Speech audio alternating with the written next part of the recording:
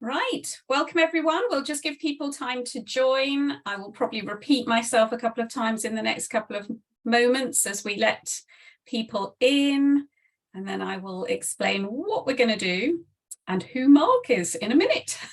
Thank you, Mark, for joining, but we'll come back to you in a second. The question, who am I? Who am I? Yeah, there's a philosophical question as you even start. Good question for a Friday, Dom. Oh, thank God it's Friday. I know. So yeah, we've got lots of people expected today, but we'll just give them time because I know what it's like when you're skipping from one meeting to another, but hopefully this one will be nice because you'll be focusing on yourself. So yeah, I'm hoping people have had a chance to get themselves a drink, a cup of tea, and be comfy to settle in for an hour. Just give it a bit more, just a couple more seconds, then we'll make a start, and then, you know, people can join as and when. Oh yeah, we're up to nearly sort of 50 people, so I think I'll make a start in a sec. So just doing the housekeeping whilst people are joining, I will just say that it's helpful to use Speaker View, but obviously I leave that with you because some people find that less distracting. It's generally the case that you'll all be muted by default and can't unmute yourselves, but please do use the chat for sort of general chit chat, and then we've got the Q&A function for questions, and I will definitely be coming back to those as we go along. So just pop them in there. If they do end up in the chat, I will be keeping an eye on that as well. The answers to all the questions will, you know, be sent out to you after. So even if we don't get to your question, we will try and answer it after the event. I'm old school. I quite like having a pen and paper to jot stuff down, but actually we're recording the webinar, so you don't have to, but it's just one of those things that's quite nice sometimes, isn't it, Mark? You kind of make a little note and then go look it up afterwards. I'm a pad and pen person. We're old school. But yeah, definitely. And then if you do have any tech problems during the webinar, just pop something in the chat. The tech team are there in the background, so they'll be able to help sort that out. So we're essentially going for about an hour. We're going to finish nice and timely at 12. And just checking, yeah, we're still got new people joining, but we will make a start on the webinar just because we've got lots to cover and lots to talk about. And it's all brought to you by triggerhub.org. So just a reminder, and I'll remind you again at the end, but they are a fabulous resource with loads of books and ideas and things to help people who work in universities. So here we go. Welcome to this webinar, which is very much aimed at people who work in universities. And that's not just the student-facing staff, of course, because all sorts of people work in universities and they're all working really, really hard. You can imagine, Mark. It's not a quiet place to work at university, much as some people might think it is. We are UK focused today, but obviously a lot of what we'll talk about could be applied anywhere. And I think, you know, just to give you a bit of that sense of where this comes from, this webinar, well, as many of you may know, and I'll introduce myself to you now, but I'm a GP by background. I spent many years, like nearly 2 decades, working in a university looking after students. And now for the last few years, I have spent time working with universities and other organizations like schools and so on, but with universities to try and support student mental health. So yeah, I've always said, you know, my interest is student mental health. But what happens is as I go around talking to colleagues, I realized that they are also, of course, under pressure, increasing pressure, stress. I mean, this isn't news that, you know, I haven't just realized this, but what I wanted to suggest and what Trigger and I thought we would do is a webinar to help and support the staff who are doing all that hard work to kind of show our appreciation and maybe suggest some useful things that might be helpful. And in a moment, I'll introduce my lovely guest, but it was really just to say that we've put this together to hopefully be practical and helpful, because we know, you know, you're under pressure. There will be some difficult themes covered today. So I'm kind of giving you a mini trigger warning now that we're going to cover themes like self-harmful behaviors and suicidal thoughts and behaviors. But that won't, I guess, surprise you if you work in university, but those are things just to be aware that we're going to touch on as we go through today's webinar. And I think it's nice to book yourself in a break after this webinar if you can, but it might not be possible, but see how you go. You might need a little break afterwards to be kind to yourself. Okay, so what I think it might be nice to do is for me to introduce my lovely guest today, Mark Simmonds. I'm going to tell you, I have read one of his books. It's really good. It's called Beat Stress at Work, and we'll talk a bit more about that as we go through. But basically, just to give you the official biog, Mark Simmonds is a management trainer and consultant operating in the areas of creativity and innovation. He's worked with many international companies, including Unilever, Johnson & Johnson, Pernod Ricard, HSBC, GlaxoSmithKline, I mean, the list goes on, to be fair, and the Red Cross. He's delivered training programs across the world and now runs a boutique training agency called Genius U. Mark is also the author of Breakdown and Repair and Beat Stress at Work. The books have been authored based on lived experience, both as a sufferer and a carer. And Mark has appeared in both national and local media since the publication of his books and delivered talks on stress in the workplace, all over the place, haven't you, Mark? Yes. Have I missed anything? Yes. Would you like? No. Hello. No. So Don, thank you for that introduction. I'm delighted to be here with you. I've heard so many good reports about you and all the work you're doing, so it's a privilege to be here. Yeah, I mean, just in a nutshell, as you said, my day job, I've been a management trainer for the last 30 years, believe it or not, and I've loved my job. I mean, it's been glorious. I've managed to travel all over the world, work with great big clients, lovely people, and it's been joyful. So it's kind of like, well, what am I doing here then? Really, why am I here on a webinar talking about mental health? Well, because at the same time, I've also been a sort of a sufferer of anxiety and stress. And I was describing to somebody yesterday about how do you best describe anxiety to someone that doesn't quite experience it. And it's a little bit like one of those buzzing flies that you know is always around your head, and you're trying to swat it away. And whatever you do, it goes away for a bit, but then it always comes back. And I think that's how I best describe anxiety. It's just as always there, you're always worrying about something. So that's been my burden.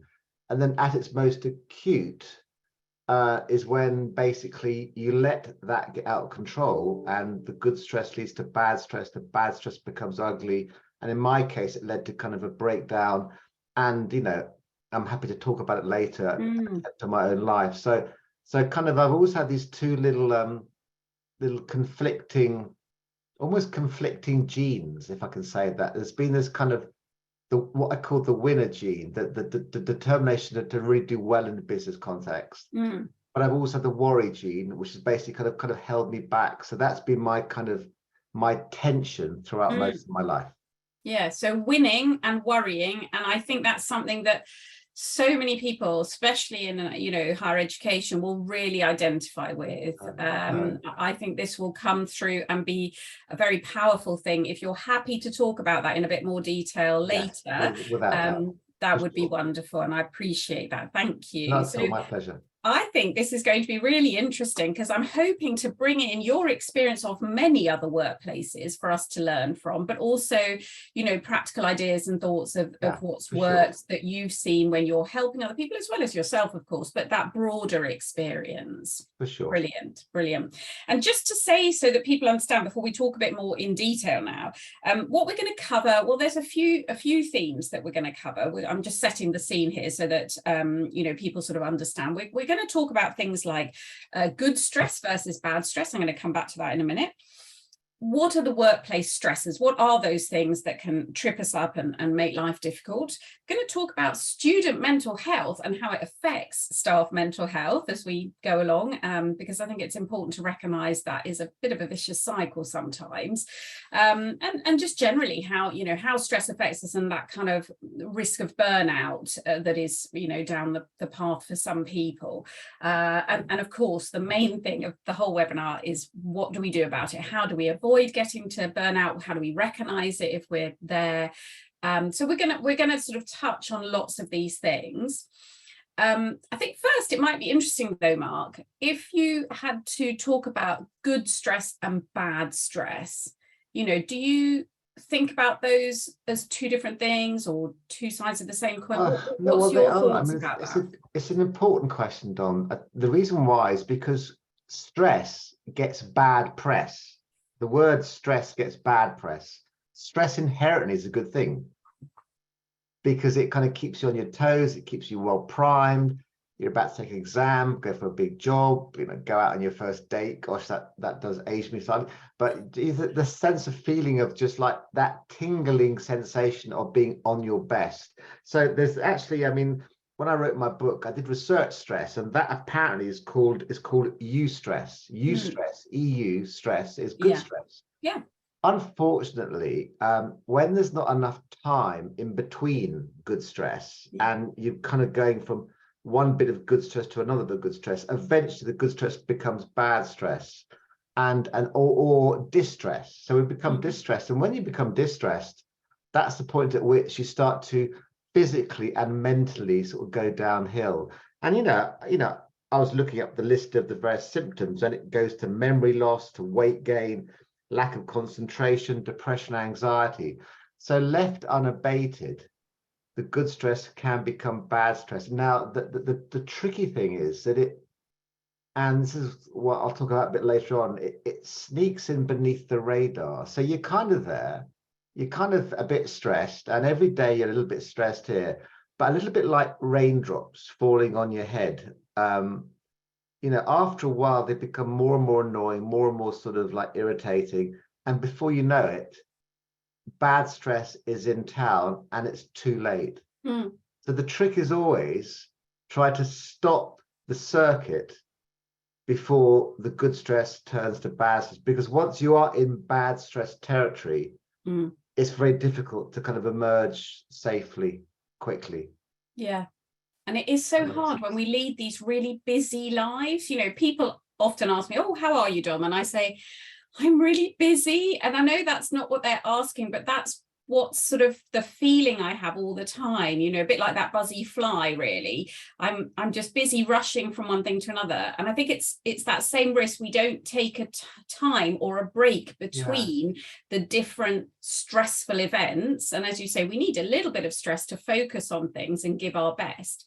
But I think we do lead these very busy lives. I think so. And I think also, I mean, Dominique, it's fair to say that some people thrive with those busy lives. So, for example, I discovered quite late in life that I'm actually quite a strong introvert. Okay, so for me, what causes me great stress is when I've got lots of things in my diary involving other people. So that we're now approaching the weekend, and Mel, my wife, is a strong extrovert.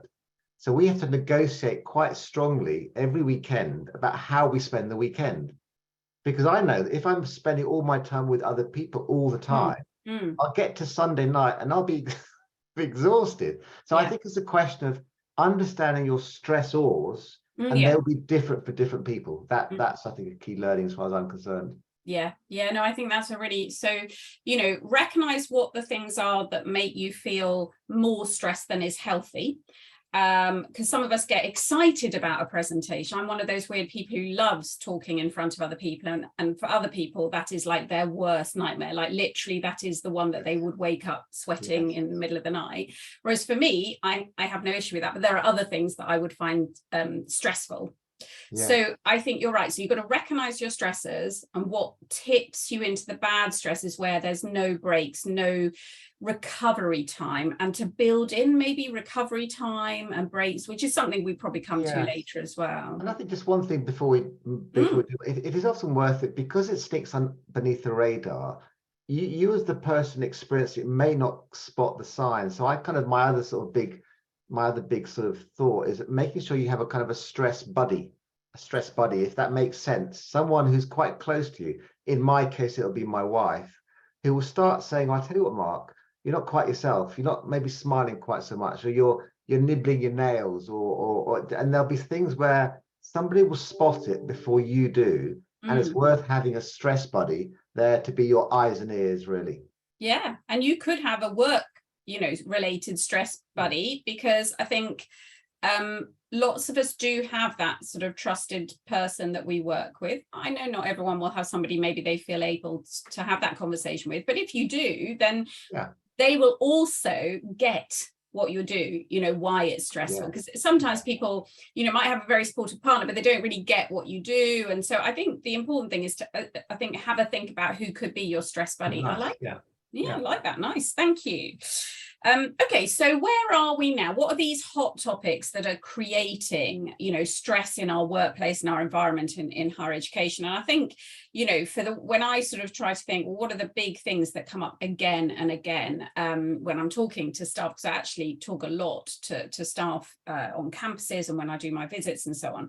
And there are lots of things that come up, and I would say, in no particular order, we've got, so student mental health and its demands is creating staff mental health. That's, as I said, a bit of a vicious cycle. We're seeing things like the workplace pressures. So you've got workload, you've got demands, there are all the things you have to do to meet certain requirements, all of that kind of pressures that are sort of a bit external, but they're they might be frameworks, they might be, in medicine we have CQC, but all those sorts of things in the higher education sector are less well known to other people, but TEF, REF, those sorts of frameworks. But also, if you work in counselling services, you've got to meet certain criteria there. So there's a lot of that kind of regulatory stuff.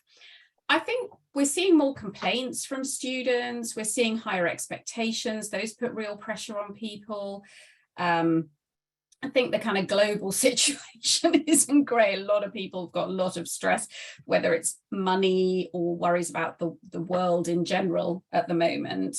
And of course, within the higher education sector, we've seen a lot of worry around pay and the strikes and, pensions and things like that. So, I mean, I know that's just a small list, but I'm very aware of all these things are going on and people are just trying to do their day job safely and well. And I think, these challenges are putting real pressures on people. I mean, Mark, from your point of view, as somebody who works across lots of different workplaces, do those resonate with you? Do those sorts of themes? I know not exactly the same, but... No, but I was writing those down as you were talking, Dom, and they're all the same. They're all absolutely the same there. So historically, kind of workload pressures, deadline pressures, expectations on yourself pressures, cost of living and all the macro factors taking place at the moment are all big issues. There's no different at all there. So that I'm just nodding my head as you're talking them through, because they're all creating big tensions in the workplace. And then kind of the one thing that's the new kid in town rather, is the kind of the whole ways of working that the pandemic threw up. Yeah. So that we went from a point of everyone works in the office to everyone works from home to now what are we going to be doing here? And again, in the corporate world, I mean, personally, COVID was dreadful, we know that, but I think the silver lining from COVID was that potentially it did give us the opportunity to rethink how we work. So, you've now got a situation where the people that are maybe more introverted have got a sort of a choice to basically have a sort of 3 days in the office, 2 days at home kind of balance. And the way that the more progressive companies are thinking things through, I think is great for mental health. So I don't know whether that quite resonates in the university space, but I think we are right now at a point where we can make a really big positive impact on mental health if employers grasp the whole new ways of working and make it work for employees, so that almost you're treating employees as if they're your customers and say, okay, now how can I get the best out of you in the workplace? And rather than say, well, you must all come in 5 days a week, or you must all work from home 5 days a week, what's going to be best for you and your mental health? So that's how it's happening in the corporate space right now. Yeah, I mean, I totally understand that, and I am seeing that. So I'll go into campuses, and you know, I'll be going into sort of offices, and the thing that strikes me is they're just empty, you know. And I used to go in and there'd be lots of smiley faces and people waving or busy away at their computer. And I totally get that it has offered flexibility and choice and a gap and a rest for people who might be more introverted and so on. But ironically, as someone who works alone, in fact, mostly in my little office, but obviously going out and about, I'm actually a real extrovert. And so for me, if I was choosing to work in that environment and then I was going in and there was one other person sort of far off into the distance, I'd find that really hard. So I like your idea that maybe we did the pre-pandemic, then we did the pandemic. Now we're coming out the other side. I think we probably need to review that workplace environment to see if that is adding stress or taking away stress from people, and where, how you optimize it, really. I think so. It's like all movements. If you imagine all the big macro movements like Me Too, Black Lives Matter, you tend to go to an extreme first, then you find a middle road, which is going to be right for everyone, really. And I think this is really important now. For we all worked in the office, we all worked from home. Now, where's the best to work here? And I think it's not prescriptive. It's kind of, as I said, if you could just treat your employees as if they're your customers and work out what's best for the majority and work out a best way for it to work for everyone. I think this is our great chance right now, actually. Yeah, I think it is an opportunity. I think I do miss that concept of what we used to call the corridor conversations in general practice. I mean, water cooler conversations, whatever. But I think there was that sharing of ideas, sharing of experiences. The fact that you might have a workplace stress buddy, well, you know, what if they're not in the workplace the same days you are? You know, I do think there is something there to be reviewed and looked at again. So I think keep that in mind, actually, because I think what it makes me think about now is that even if companies want to say to their employees, we'd like you to come into the workplace, how do we make the workplace slightly more sort of mental health friendly? So let's introduce the workplace buddy system. Let's introduce places where you can go and basically have a bit of sort of downtime and a bit of quiet time here, so that you're making sort of the workplace. Because it's funny when you mentioned it, and the corridor conversations was the government's great big play to get everyone back in the workplace. Okay, we're going to have lots of corridor conversations like we always had in the past. Whereas actually, I'm sorry to be blunt here, but I think the corridors we use to get from one meeting to the next, really. And, you know, because my passion is creativity and innovation. And the government were kind of saying, well, yes, but, you know, how can we get back that spontaneous spark of people meeting together in the workplace? And did that really happen in the workplace, or were people sort of buzzing around the places? So I think there's a few little myths we got to put to bed. And if you want to make corridor conversations take place, then let's reduce workload. Let's reduce the deadline pressure. Let's make it easier for those corridor conversations to take place here. So I think we're at a point in time when we can really try to make this thing work from everyone concerned. Yeah, no, absolutely. They did happen in my practice, I will just say that. yeah But yeah, no, and I think one of the other biggest things is slightly different. It's the impact that student mental health and demand and expectations is having on all staff. This is not just staff who specifically work in student support. So, you know, it doesn't matter whether you are you know, security guard or residential life or student support, or somebody who works at the front desk of the main welcome building. Everybody, I mean, obviously, and the academics see it all the time. They're often the first place to pick up on this. So student mental health, we're seeing much more demand for support and higher expectation of what might be provided for them, much higher risk stuff happening in campuses, in university accommodation, you know, and around. And that is having an effect, an impact on the staff who work in all sorts of roles. And that's the thing, you might be working in a university and not really think that was going to be part of your role, but it ends up being. And I think, whilst universities are doing lots to try and support student mental health, so that deal with the issue, I think the impact that it's having on staff and risk of burnout from dealing with all of that is for me, I think one of the biggest challenges. And that's something that we may come back to in the kind of how do we cope with this bit in a minute in the practical stuff. But just to underline that, and this is not to be all doom and gloom, but there are 2 or 3 really interesting statistics or studies that have been done into higher education staff. We now know, just in a positive sense, I guess, that we have 38% essentially of young people aged 18 going into higher education. That was last autumn, and it's pretty much the highest it's ever been, which is great for education. And we know that before the age of 30, 50% of our population gets into higher education. However, with a very widely mixed demographic who have now come through a pandemic, they're bringing with them all sorts of issues. And that may be part of what's creating the next issue, which was a Durham University study, which looked at 1,200 employees from 92 UK universities, and half said they'd experienced chronic emotional exhaustion, worry, stress, and poor mental health in the year before, which was 2021. So, that being 1.5 times higher than in other sectors. This was what the study authors found.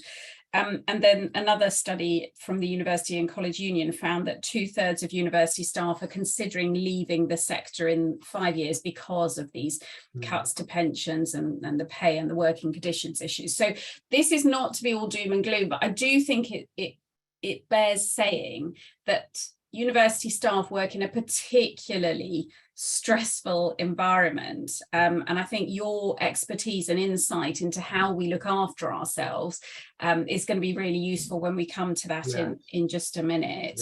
Do you have any thoughts about that? Well, no, but if I could just go rewind a bit to something that you said, that within the sort of the university setup, it's at all levels, at all different parts of the university sort of employee infrastructure that stress is being felt. And it's the same in the corporate context. Okay, now the trick, and I'm interested to know your view here, is that the trick seems to be that there's lots of initiatives now taking place in the corporate context. So like yesterday, I was part of a wonderful initiative with a company called Corn Foods. Corn Foods, they make the kind of vegetable kind of friendly stuff, and it was up in Leeds, and it was a well-being day they had for all their staff. Okay, now it was a day you went to, you experienced different aspects of well-being, and there were talks, and it was purpose built for the company. Now what was interesting about it, that there was quite a heavy ratio of senior managers that were present at the day. So one of the big challenges in the corporate space is how can we persuade senior management not just to talk the talk, but also to walk the walk, if that makes sense. And by walking the walk, it's not just simply about supporting those kinds of events, but it's also going one step further and also trying to kind of admit and confess when they are also going through difficult times themselves. So one thing actually that is the challenge in the corporate context is how do you get the board and senior management to really to almost to open up about their own mental health frailty, so that we can encourage everyone to start talking about it, so that everyone can start to feel that it's okay to talk about mental health. Yeah, and this is so exactly what the university sector is struggling with as well, is because we're all talking about a whole university approach to student mental health, but we therefore need to, talk about staff as well. But it is quite hard to get the most senior members of a university to I don't mean take it seriously. I think they take it very seriously, but do they themselves, look after themselves and set that role modeling example of how we should look after our well-being? I'm certainly aware that, at the senior team level, There might be lots of concerns about their own well-being, how well they sleep, all these things are affecting everybody. But do they talk about it? Do they share that so that everybody feels like we are all in this together? Yes. I'm not sure that happens very often. I mean, it may happen in some places. I mean, ditto in the corporate space. And in about 3 weeks' time, I've been invited by a company to just simply talk to their 5 board members about my experiences of mental health. So this is what I'm going to say to you. Now, this is how people feel when they are this close to having a breakdown. Yeah. And it just seems a little bit like weird that's what I've been invited to do, to kind of simply talk to them about how a breakdown actually happens. But that's the reality there. I think this is the case. And, I think obviously there's been progress over the last few years, but I think we've still got a way to go. Okay, well, let's look at some, more specific things and maybe what we can do to help ourselves and move on to that a little bit. But I would like to just invite you, Mark, if that's okay, to tell us a bit about your own story before we then talk about, how we help ourselves and what practical things we can do. I am just going to say again, for anyone who missed at the beginning, Mark is going to tell us a little bit about his own lived experience, because he brings both his workplace experience of how to help lots of people be creative and look after themselves in the workplace, but also his own personal experience, and that will potentially talk about some dark themes. And therefore, Mark, you are comfortable to discuss that with us. You said earlier you were happy to do that and share your experience so that we can all learn from what you've learned. Yes, but no, I will do, Dom, and I'm absolutely happy to talk about it, because I'm at the age now where I don't care about what I say, because I think it's more important to open up about things. So, but picture the scene then. Picture the scene. I'm in my late 30s, and I'm quite ambitious, and I've loved my job working as a management trainer in a company. And then, as often happens, is you think, well, there's got to be one more gig in me. There's got to be one last thing I can go for. So I set up a company with 2 other people, and they are very strong business people. And I'm fundamentally a management trainer, and I'm moving into a field where I'm not that comfortable. And I think it's almost my first little kind of tip is always to make sure that you are fishing in the right pond. So let's say I'm now probably not fishing in the right pond as I come to this little venture here. And I start to struggle with the pressures of deadlines and work. And my 2 colleagues seem to be absolutely flying. They're brilliant people, very gifted. And I'm struggling a bit. And I'm very slowly moving from that good stress to that bad stress. And kind of, imagine you're setting up a new company and you're not sleeping quite so well, you're not eating so well, you're not laughing, you're not socializing. And actually what happens is that the little clues are, you start becoming less and less decisive. You procrastinate, you start to catastrophize. And the real bad news is that you can hide these things quite well. And this is the one thing, again, for people that are worried about someone, they're probably trying to hide it because you're embarrassed about things. I mean, what am I going to say age 37, 38 to my 2 partners? I'm sorry, but I'm struggling a bit with my mental health. Can you help? So I think the key thing is it's so hard to kind of own up to things. But at the same time, your brain is being battered, and all the neurotransmitters are just getting a really, really hard time. And before you know it, you are in that distressed zone, but you're still operating. And so for me, kind of what happens is that after a point, the brain eventually says enough is enough. And a breakdown is, I was there in front of the screen at work on a Monday morning in my home office, and I turn on my computer and I start working on something, and the computer simply says no. That computer says no thing, which says no, you're not working today. And I couldn't even do the most simple of things there. So the simplest tasks I couldn't do. So I go and see my wife Mel and say, look, I've got a little bit of problem here, and what can I do about it? She said, well, just take a cup of coffee, back upstairs, and we'll be fine. So same again, nothing happened at all. So But a breakdown is what happens when suddenly you simply cannot do the most basic of things here. I mean, a panic attack is probably a prelude to a breakdown. But I think the breakdown, I mean, Dom, you're a doctor, but a breakdown is actually, bizarre enough, fundamentally a good thing, because it's your brain's way of telling you that enough is enough. A bit like when you put your hand into a pot of boiling water. You take it out quickly because your brain's saying that's not good for you. So a breakdown is your brain's way of saying, I'm not letting you do any more work until you stop doing this and go away and come back when we're ready. And then unfortunately, then what then happens is you have a breakdown and you do stop working, take time off. That leads to depression. And then this is not how it's meant to be, but this is what happened to me. And I couldn't, medication, therapy, depression went down, down, down, down. And then one fine day you sort of say, imagine, Dom, I had 3 young children, a mortgage, the usual stuff, but I was now into a totally distressed state because I hadn't broken the circuit at the point at which it should have been broken. So kind of you get to a point then when you are so depressed, so down, so miserable, and you start to think, well, actually, this is not worth it. I can't go on.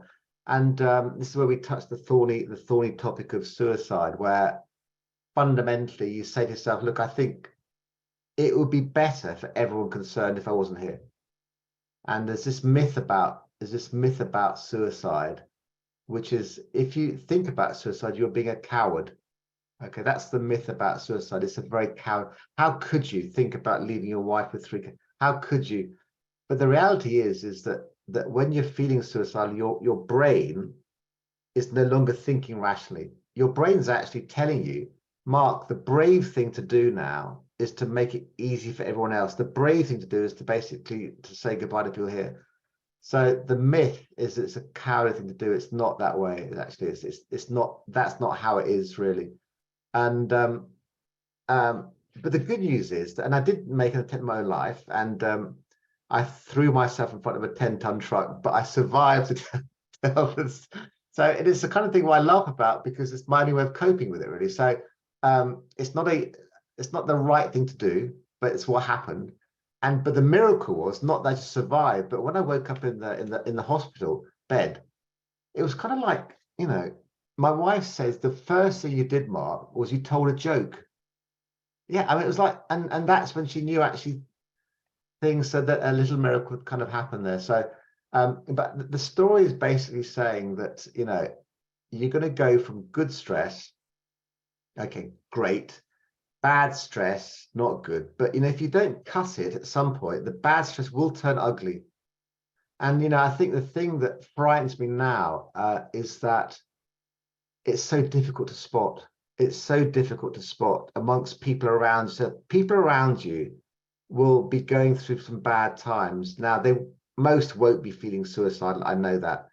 But how do you spot the people that aren't feeling quite so good? And we've now got this sort of like a mantra within the family is that whenever anyone's feeling looking a little bit out of sorts, we'd always ask the question, not even how are you, but we'll say, how is your mental health? Now, that sounds a bit clunky, I know. I mean, how is your mental health? How is your mental health? What a crazy question to ask. But we ask it very deliberately. How is your mental health here? Because we know what question we're asking and they know what we're asking here. And if they come back with, actually, it's fine, and you suspect it's not fine, then we will always ask the question again and persevere, because often it's the second time of asking that you get the truth.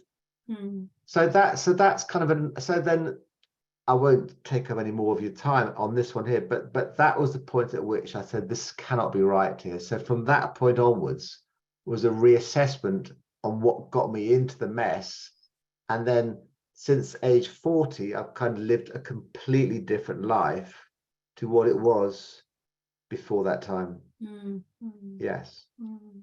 So that's the story. Goodness, Mark. Well, thank you so much for sharing it with us. And, I think with stories like that, I'm obviously so pleased you're here with us, despite the awful, things that you had to go through to kind of reach that change in your life, to look after yourself differently and so on.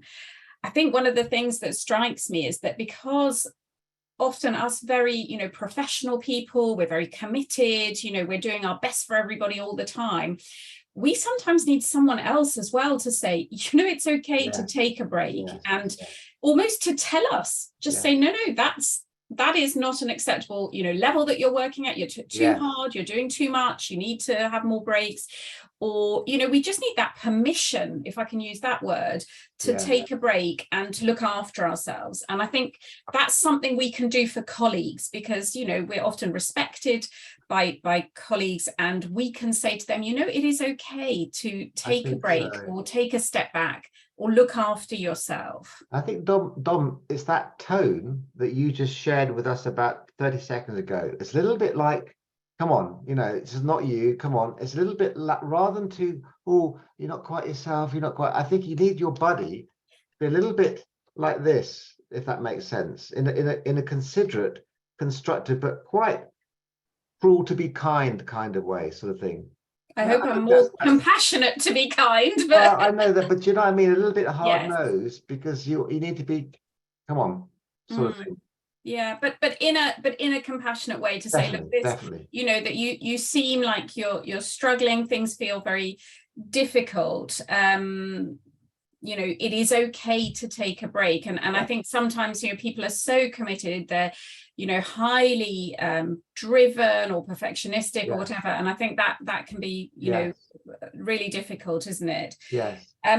So I'm aware I want to move on to practical things. Obviously, there are a couple of questions coming up, but I'll come to those. I will definitely come to those. I think what would be helpful then is for you and I to think about what, where, if assuming people are feeling some of these challenges, hopefully not quite at the point where, but they may be at where you were thinking, about taking their own life. But I would hope that, what we have is probably people feeling pretty stressed, under a lot of pressure. Potentially, I do think burnout is probably commoner than is ideal. They are maybe, if we're seeing burnout, what we're talking about is maybe some compassion fatigue, empathy fatigue. They don't mean to be like that, but you see so many distressed, stressed students that you just start to be a bit more like, oh, it's another one, and I never wanted to become that GP, but I did sometimes see it happen in some of my colleagues who then maybe left the profession or moved on and did other things, just because I think, I didn't want to become the burnt out GP, but I do think there's a risk of that in all of these roles. You don't have to be in that specific role to reach really another stress student. What can I do? And you just feel overwhelmed by it. You just don't know what you can do anymore. So I think that's a risk. So I think, maybe we should now cover some of the things that people can do to support themselves, to help themselves, to address this issue. And I'll have a quick look and see in the questions as well if people have popped in some things that we can address there as well. Would you like to start with some ideas about addressing these scenarios? Well, we had this chat before, and I think I have got two things to say before we finish. Now, and the first thing to say is almost like, this is a bit of a metaphorical answer here, but are you, first of all, in the right forest? Okay. That's because I just think, are you in the right forest? Because if you are being bombarded day in, day out by students who have got problems, and you know what, it's not your thing, and you don't know why, you should be in front of a computer all day long, really, then you're in the wrong forest. So are you in the right forest? So for me, when I had my big blip, I was running a business. Okay, that was the wrong forest for me. My strength is as a trainer, management trainer, like yourself. I love being in front of people here. I feel in my element there. I still get stressed there, Dom. I still have bad days, but you know what? I'm in the right forest there.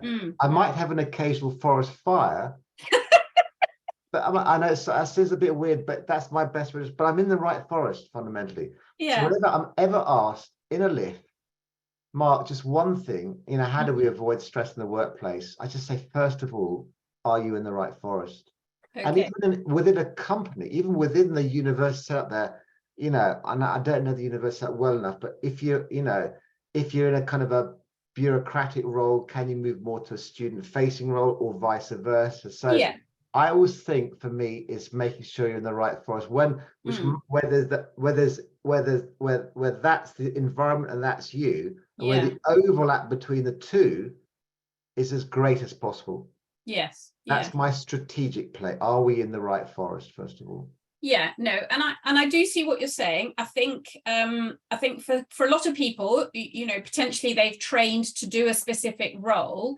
They might be a bit more limited by how many forests they can visit. So they, you know, I mean, it's not to say you can't change or retrain or whatever, but, you know, I guess they might want to look at what their role covers. You know, they might want to change the emphasis of their role. I definitely think, addressing one of the questions that has popped up in the chat, someone's mentioned doing 12-hour shifts, 3 days on, 3 days off. This is not, I mean, obviously I don't know people's individual scenarios, but what I would say is that if that job, those 12 hours, are specifically dealing with other people's stress, so distressed students and so on, then the first thing I would react to that and say is, actually, you need breaks between those days. So in fact, it's because at the end of that third day of 12-hour shifts, you're not going to bring the same energy to those students. So we used to say this when in general practice we were doing very long days and dealing with 60 patients a day. That 60th patient is not getting the same level of compassion and empathy as number one might have done, you know. And so I think, I know people have personal situations that may mean that's hard to change, but so very practical things, addressing your scenario there strategically about your role. I think it is always helpful to review your role, but not just what you're doing in it, but, you know, hours and commitments and breaks and the way that it's run. I think those are things perhaps some people, you know, might not be able to just move forests, but they might be able to change the environment. But it's almost, so I think you're right. I'm not being unrealistic here, and I get that we got a certain skill set, but still fundamentally, you know, if you're at a point when you are literally on the edge of breakdown or burnout, you know, reassess. I still think reassess. I mean, we all got one life to lead, you know, whether you're 30, 40, 20, 50, just don't stay in something that fundamentally is not you, Honestly, that's the big thing. I mean, I've got more tactical things to share. Okay, go for it. I mean, because this is actually, and this is something that, you know, this is, again, this seems blindingly obvious, but it seems to resonate. So when I went through my big blip and came out of it, I had this wonderful counselor called Sue Holland, and she said, look, Mark, okay, life is like it's like a staircase, and the staircase can often be wobbly. You're going to have the odd banana skin, the odd toy left by a child on the staircase. You're going to have kind of Brexit, COVID, bad review, you know, students that hate you. It's things that are going to happen, like it or not. And if you're ambitious, by the way, more of these things will happen. Okay, so deal with the things that now. But what she said, what you're going to make sure you have in place is your banisters in place. And she had this lovely analogy of having your banisters in place. And so she said, you've got to have things in place that you turn to every single day. Now, these are part of your daily routine. Okay, so let me share with you. I've got some banisters to share with you. These are things that, these are not from a book here. These are what I actually use here. So I have this exercise banister. So every day at 5 o'clock, we have this mad Hungarian Vizsla that demands exercise, and she's like out of control quite a lot of time. But I take her for a walk because medically my endorphins get released. Number one. Every day, this is embarrassing, but I'm going to admit it. Every day at about 2:30, I have an internal meeting, Dom, an internal meeting. And I'll give you a clue. It's on my little couch in the corner there. Does it include closing your eyes? Yes, but I can't call it a nap because it's just laughable. So internal meeting. Nap, Mark. It's a nana nap. It's an it's an internal meeting. So with my clients, I'm really busy between 2:30 and 3. And I swear by it. Now it could be mindfulness, it could be meditation, it could be yoga, it could be Pilates. For me, it's a little 30 minutes of shut eye. I look forward to it for the moment I wake up. Period. Number 2. Number 3, I socialize sufficiently. So now the second one is important because I'm an introvert. I've got to make sure that I can dial up, dial down the Yeah. amount of socializing I do in the day. So that's my third tip.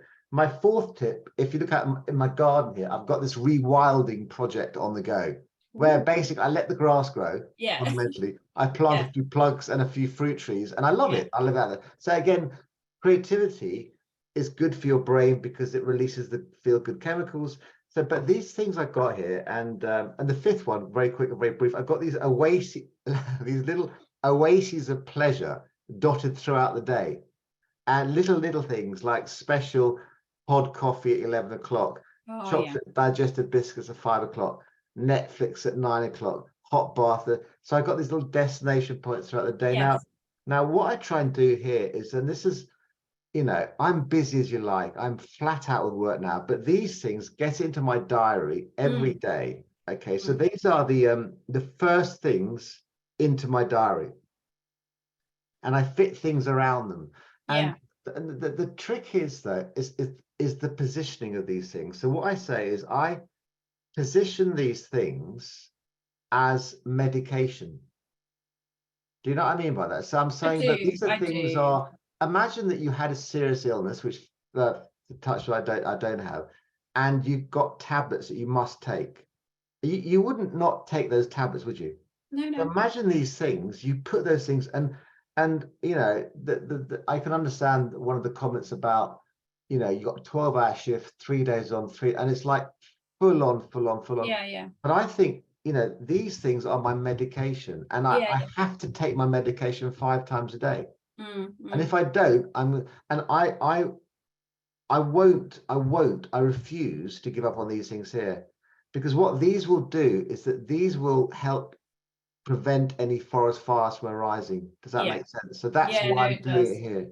And what I'll do is with these things here, someone on the talk yesterday mentioned that you can't get these habits in place when you are in a bad place, because it's really hard to. So I'm encouraging people that are on this webinar, if you're in a relatively good place, start them now, because you get your defenses in place right now.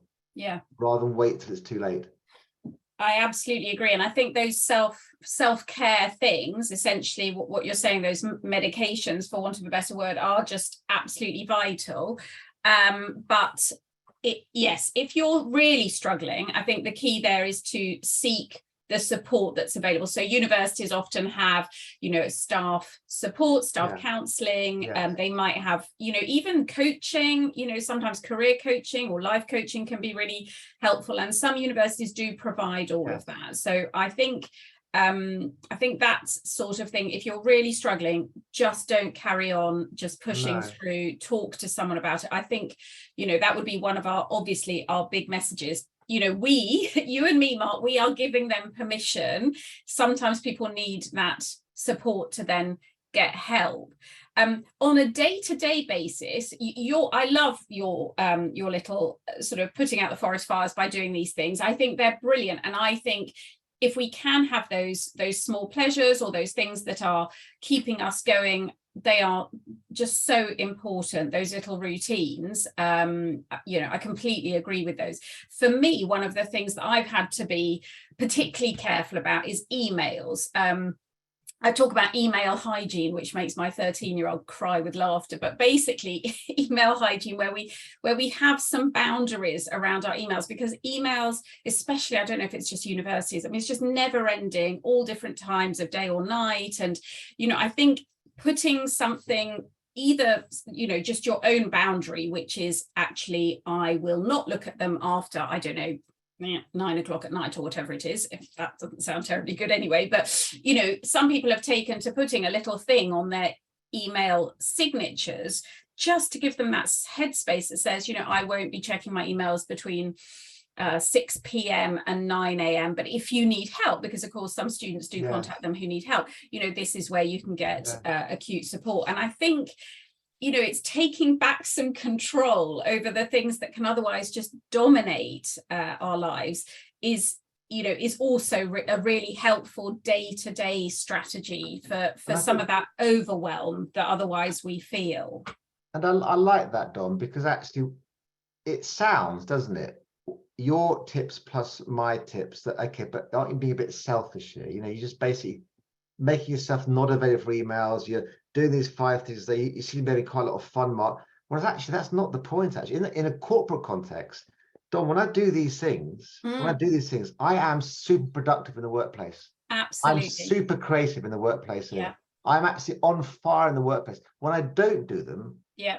I'm not bringing my best to the workplace. Oh no. So you've got to be selfish in order to be selfless. So you know, you say, I'm really sorry, but my internal meeting is sacrosanct. I'm sorry, it's for you will benefit from my internal meeting. That there is no doubt that your internal meeting, I like to think of it as a brain break. I don't I don't have quite the same approach, but I do totally value having time where you step away and just literally, I might sit on the sofa or lie on the sofa and nothing else is going on. There's no music, there's no TV, there's nothing. Perfect. It's not that I'm even closing my eyes. I'm just letting stuff filter through. And as you say, you are creative. Always I'll have ideas, things will fall into place. I'll suddenly go, oh, hang on, that connects with that, in a way that if you're just, you know, online writing a report, reviewing, having meetings, you can't do that kind of thinking. So I think whether you call it having a brain break and put it in your calendar as an internal meeting, but I definitely think things like making sure you have your meal breaks, a walk or getting outside. Yeah. We just totally underestimate how important that is, or we put other people's needs first. So we're like, no, I've got to do this, you know, I've got all these people asking for my time. But if, like you are advocating, we block off, you know, it just 20 minutes might be what we need to just step outside, feel the wind in our hair, go for a little walk around the block, whatever. I think that is absolutely vital, especially in a world where so much is now online. But under pressure, you will not do these things. I know. Unless every day you wake up and, you know, I'm a book person, you write in your book, okay, they are the first things on your list, and they are your sacrosanct medicinal items for the day. Yeah, definitely. I mean, bigger picture, if we go back to the strategic stuff, I think universities are getting better at this, but staff can, of course, feedback and must talk to their line managers if you know, they're feeling that they're not getting either the availability of support, or if the workload is so bad that it's leading to burnout and so on. I think it's really important that that doesn't just get ignored. I think there are options for some, and I know it won't be for everyone, to have sabbaticals or to look at those options. I think things like that are really important. You know, you don't just have to go from full-time job to leaving it and doing something else. You know, you might say to them, look, I'm at this stage, I have all these skills, but I need a break. And they might facilitate that for you, recognizing how, you know, valuable you are to the team. So I do think, you know, there are the everyday things, there are the bigger strategic picture things. But for me, I guess what I really want people to go home with, because we'll be finishing in a minute or so, is to understand that making ourselves vulnerable, saying I need a bit of help, is probably one of the hardest things that we can do, especially when we work in an environment where we're helping other people. And doing that might actually be the best thing that you can do for yourself. Very to good. Say, wait a minute, I actually need some help. Yeah, and the better out than in method. Absolutely. Exactly. It's awesome. It's a great point, you know, medicine wise. Talking of your issues will actually relieve the pressure that you're feeling. Not let it all boil up and cause a forest fire. Definitely. And I think, you know, I do just want to remind people that, you know, you're supporting students, you've got to look after yourselves. There are resources out there. The triggerhub.org resource is absolutely brilliant. It has amazing resources to help students, but also that you might find useful for yourself, like Mark's book, which beats stress at work, which I thought was brilliant. But I think, you know, the key thing is, I always try to finish with this message, but I do think it's important that people are not alone. They should try to just remind themselves that there are people around them who are there to help and support them. And, you know, So people, yes, we're just, I'm just reading in the comments, but essentially we're trying to encourage people to feel that they can ask for help. Mark, do you want to finish with anything else at this I think point? just the message, the two things was, I think I still think try to strategically find the right forest to be in, or find the right part of the forest to thrive in. Yes. And remember your banisters. Yes, absolutely. Those things that keep us on our little staircase safely anchored. But my message is, it's hard to be vulnerable and ask for help, but actually sometimes it is the best thing that we can do. Definitely. Thank you so much, Mark. I want to thank you so much for sharing your story, and I hope that everybody has sort of enjoyed that and been able to get something useful from it. And we will be sharing the resources. So please, remember, you can keep going if you want to, but you can step out and find another forest too. Great one. Okay, thank you so much to everybody. Thanks a lot, Dom. And we'll speak to you all soon. Take care. See you then. Bye. Thanks everybody. Bye.